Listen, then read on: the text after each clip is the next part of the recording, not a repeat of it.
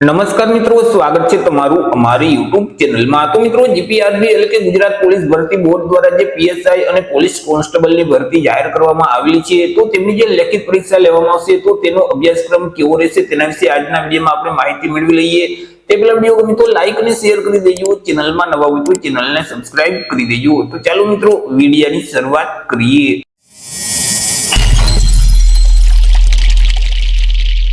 તો સૌથી પહેલા મિત્રો, જે શારીરિક કસોટી લેવામાં આવશે તેના વિશે આપણે વાત કરી લઈએ। અહીં તમામ ઉમેદવારની એક શારીરિક કસોટી લેવામાં આવશે। આ જે શારીરિક કસોટી છે તે સંયુક્ત રીતે લેવામાં આવશે, એટલે કે તમે જો પીએસઆઈ અને એલઆરડી બંનેમાં અરજી ફોર્મ ભરેલ હશે તોય પણ તમારે કોઈ પણ એક જ પોસ્ટ માટે શારીરિક કસોટી આપવાની રહેશે।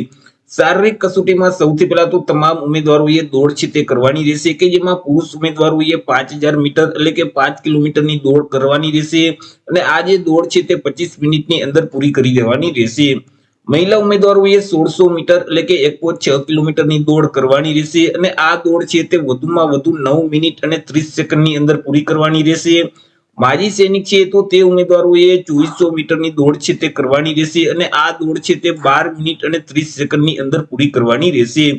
મિત્રો, અહીં જે દોડના માર્ક છે તે મેરિટમાં ગણવામાં નહીં આવે। આ જે દોડ છે તે માત્ર ક્વોલિફાય માટે જ લેવામાં આવશે, જેથી કરી અહીં જે દોડના માર્ક છે તે કોઈ પણ જગ્યાએ મેરિટમાં ગણવામાં આવશે નહીં। જે ઉમેદવાર દોડમાં પાસ થઈ જશે એટલે આગળ તેઓની એક મેજરમેન્ટ ટેસ્ટ લેવામાં આવશે। આ જે મેજરમેન્ટ ટેસ્ટ છે તેમાં ઉમેદવારની ઊંચાઈ અને છાતીનું માપ લેવામાં આવશે, કે જેમાં સૌથી પહેલા પુરુષ ઉમેદવાર વિશે વાત કરીએ તો પુરુષ ઉમેદવારની જે ઊંચાઈ છે તે ઓછામાં ઓછી 165 સેન્ટીમીટરની હોવી જોઈએ।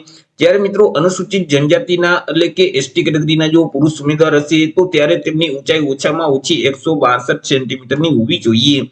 તમામ પુરુષ ઉમેદવારની જે છાતી છે તે ફુલાવ્યા વગરની 79 સેન્ટીમીટર, જ્યારે ફુલાવેલ છાતી છે તે 84 સેન્ટીમીટરની હોવી જોઈએ। ફુલાવેલી છાતી અને ફુલાવ્યા વગરની છાતી આ બંને વચ્ચે ઓછામાં ઓછું 5 સેન્ટીમીટરનું ડિફરન્ટ આવવું જોઈએ। મહિલા ઉમેદવાર વિશે વાત કરીએ તો મહિલા ઉમેદવારની જે ઊંચાઈ છે તે ઓછામાં ઓછી 155 સેન્ટીમીટર હોવી જોઈએ, પરંતુ મૂળ ગુજરાત રાજ્યના અનુસૂચિત જનજાતિ એટલે કે એસટી કેટેગરીના જો મહિલા ઉમેદવાર હશે તો ત્યારે તેમની જે ઊંચાઈ છે તે ઓછામાં ઓછી 150 સેન્ટીમીટર હોવી જોઈએ। જે ઉમેદવાર શારીરિક કસોટીમાં પાસ થઈ જશે એટલે આગળ તેઓએ લેખિત પરીક્ષા આપવાની રહેશે। અહીં મિત્રો, લેખિત પરીક્ષા છે તે એલઆરડી અને પીએસઆઈ બંને માટે અલગ અલગ આપવાની રહેશે। તેમાં સૌથી પહેલા લોકરક્ષક કેડર એટલે કે જે પોલીસ કોન્સ્ટેબલ માટે લેખિત પરીક્ષા લેવામાં આવશે તેના વિશે આપણે વાત કરી લઈએ। તો અહીં ઉમેદવારની જે પરીક્ષા લેવામાં આવશે તે ઓબ્જેક્ટિવ પ્રકારની રહેશે, એટલે કે તેમાં એમસીક્યુ પ્રકારના પ્રશ્ન પૂછવામાં આવશે। કુલ 200 એમસીક્યુ પ્રકારના પ્રશ્ન પૂછવામાં આવશે। એક પ્રશ્નનો 1 માર્ક એટલે 200 માર્કનું પેપર રહેશે, અને પેપર લખવા માટે તમને 3 કલાક એટલે કે 180 મિનિટનો સમયગાળો આપવામાં આવશે।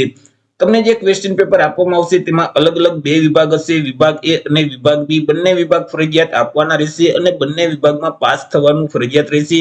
વિભાગ એ છે તેમાં કુલ 80 એમસીક્યુ પ્રકારના પ્રશ્ન પૂછવામાં આવશે, અને 80 માર્કનો વિભાગ એ રહેશે, અને વિભાગ એમાં પાસ થવા માટે ઓછામાં ઓછા 40% ફરજિયાત લેવાના રહેશે। અને આ જે વિભાગ એ છે તેમાં માઇનસ પદ્ધતિ પણ લાગુ પડશે। જો તમે પ્રશ્નનો જવાબ ખોટો ટીક કરશો તો તમે જે પ્રશ્નનો સાચો જવાબ આપેલ છે અને તમને 1 માર્ક મળેલ છે તેમાંથી 0.25 માર્ક માઇનસ કરી દેવામાં આવશે। પરંતુ તમે મિત્રો જો પ્રશ્નનો જવાબ આપવા ન માંગતા હોય તો ઓએમઆર શીટ છે તેમાં ઈ વિકલ્પ તમને એક એક્સ્ટ્રા જોવા મળશે, તે ઈ વિકલ્પને તમારે ટીક કરી દેવાનું રહેશે। જો ઈ વિકલ્પ ટીક કરશો તો તેવા સંજોગોમાં મિત્રો અહીં માઇનસ પદ્ધતિ લાગુ પડતી નથી। હવે તમને જે ક્વેશ્ચન પેપર આપવામાં આવશે તેમાં રીઝનિંગ પ્રકારના જે દાખલાઓ છે, રીઝનિંગ અને ડેટા ઇન્ટરપ્રિટેશનને લગતા જે દાખલાઓ છે તેવા 30 દાખલાઓ પૂછવામાં આવશે। ક્વોન્ટિટેટિવ એપ્ટિટ્યુડ એટલે કે મિત્રો અહીં ગણિત સંબંધિત જે કોયડાઓ જેવા દાખલાઓ છે તેવા 30 દાખલાઓ પૂછવામાં આવશે। જ્યારે ગુજરાતી ગ્રામર અને ગુજરાતી ભાષા સંબંધિત જે પ્રશ્ન છે તેવા 20 પ્રશ્ન પૂછવામાં આવશે। આવી રીતે મિત્રો જે વિભાગ એ છે તેમાં કુલ 80 એમસીક્યુ પ્રકારના પ્રશ્ન પૂછવામાં આવશે। ત્યાર પછી વિભાગ બી વિશે વાત કરીએ તો વિભાગ બી માં 120 એમસીક્યુ પ્રકારના પ્રશ્ન પૂછવામાં આવશે। એક પ્રશ્નનો 1 માર્ક એટલે 120 માર્કનો વિભાગ બી રહેશે। વિભાગ બી માં પણ પાસ થવા માટે ઓછામાં ઓછા 40% ફરજિયાત લેવાના રહેશે। તેમાં પણ માઇનસ પદ્ધતિ લાગુ પડશે જો તમે પ્રશ્નનો જવાબ ખોટો ટીક કરશો અથવા તો ખાલી છોડી દેશો અથવા એક કરતા વધારે વિકલ્પને ટીક કરી દેશો તો તેવા સંજોગોમાં 0.25 માર્ક માઇનસ કરી દેવામાં આવશે। વિભાગ બી માં મિત્રો તમને જે ક્વેશ્ચન પેપર આપવામાં આવશે તેમાં જે ભારતનું બંધારણ છે તેમાંથી 30 પ્રશ્ન પૂછવામાં આવશે કે જેમના 30 માર્ક રહેશે। ત્યાર પછી કરંટ અફેર એટલે કે વર્તમાન પ્રવાહ છે, સાયન્સ અને ટેકનોલોજી સંબંધિત પ્રશ્ન છે, સામાન્ય નોલેજને લગતા જે પ્રશ્ન છે તેવા 40 પ્રશ્ન પૂછવામાં આવશે કે જેમના 40 માર્ક રહેશે। અને ગુજરાત અને ભારતનો ઇતિહાસ છે, કલ્ચર છે અને જીઓગ્રાફી એટલે કે ભૂગોળ છે તો તેમાંથી 50 પ્રશ્ન પૂછવામાં આવશે કે જેમના 50 માર્ક રહેશે। આવી રીતે વિભાગ બી માં કુલ 120 પ્રશ્ન પૂછવામાં આવશે અને 120 માર્કનો વિભાગ બી રહેશે। એ મિત્રો તમામ પ્રશ્ન છે તે એમસીક્યુ પ્રકારના પૂછવામાં આવશે અને મિત્રો એક પ્રશ્નનો 1 માર્ક એટલે કુલ 200 માર્કનું પેપર છે તે રહેશે। પેપર લખવા માટે તમને 3 કલાકનો સમયગાળો આપવામાં આવશે। બંને જે વિભાગ છે તે તમારે ફરજિયાત આપવાના રહેશે, બંને વિભાગમાં પાસ થવું ફરજિયાત રહેશે। ત્યાર પછી મિત્રો તમારે પેપર 2 છે તે આપવાનું રહેશે। આ જે પેપર છે તે ગુજરાતી અને ઇંગ્લિશ ભાષા સંબંધિત રહેશે, તે વર્ણનાત્મક રહેશે, 100 માર્કનું પેપર રહેશે। પેપર લખવા માટે તમને 3 કલાકનો સમયગાળો આપવામાં આવશે। તેમાં પણ વિભાગ એ અને વિભાગ બી રહેશે। વિભાગ એ છે તે ગુજરાતી ભાષા સંબંધિત રહેશે કે જેમાં 70 માર્કનો વિભાગ એ રહેશે। વિભાગ બી છે તે ઇંગ્લિશ ભાષા સંબંધિત રહેશે કે જે 30 માર્કનો રહેશે।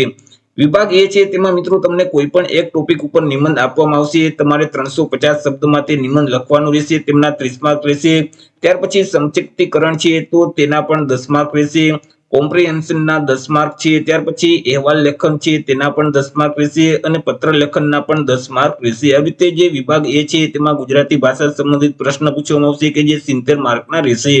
ત્યાર પછી વિભાગ બી છે તેમાં ઇંગ્લિશ ભાષા સંબંધિત પ્રશ્ન પૂછવામાં આવશે, તેમાં પણ સંક્ષિપ્તીકરણ છે તો તેના 10 માર્ક રહેશે, કોમ્પ્રિહેન્શન છે તો તેના 10 માર્ક રહેશે અને ગુજરાતી ભાષામાંથી ઇંગ્લિશ ભાષાનું ટ્રાન્સલેશન કરવાનું રહેશે, તેમના 10 માર્ક રહેશે। આવી રીતે જે ઇંગ્લિશ ભાષા છે તેમાંથી 30 માર્કના પ્રશ્ન પૂછવામાં આવશે। તો એ રીતે મિત્રો જે ગુજરાત પોલીસ ભરતી બોર્ડ દ્વારા પીએસઆઈ અને એલઆરડી ની લેખિત પરીક્ષા લેવામાં આવશે તો તેમનો અભ્યાસક્રમ કંઈક આ મુજબનો રહેશે। તો આશા રાખું છું વિડીયો પસંદ પડ્યો હશે। વિડીયો પસંદ પડ્યો તો લાઈક ને શેર કરી દેજો, ચેનલમાં નવા હોય તો ચેનલને સબસ્ક્રાઇબ કરી દેજો। ફરી મળીશું એક નવા ટોપિક સાથે એક નવા વિડીયોમાં। ત્યાં સુધી જય હિન્દ, વંદે માતરમ।